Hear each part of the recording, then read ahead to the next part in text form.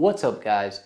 Greg with PizzlesTechTime, back again with another video. Today I just wanted to make a quick update video. I reviewed the Brio iDream 5S a couple years ago. So over the past few years, I've got to tell you guys, dealing with migraines and pain in the back of my head, down towards my shoulders, this thing has been a complete lifesaver. I use this at least once a week. It really relieves the pain and pressure around your eyes and the back of your neck. I had no idea how much I was going to use this product, and I've got to say it is the best product that I've ever been sent to for review. But I just wanted to make an update video because when you get migraines, it can be very debilitating. I deal with some neck pain as well as shoulder pain from being a truck driver, and a lot of the times it's so debilitating that I can barely function. With therapy, medication, and these type of massage products, they actually really can be a lifesaver, guys. So once I put this helmet on, I just close my eyes. I don't try to actually look through the eyepiece. That pressure and heat in the front is my favorite part. My second favorite part is going to be in the back of the neck here. My God, this thing has been a lifesaver for me, and I'm so thankful for this channel and the company sending it out to me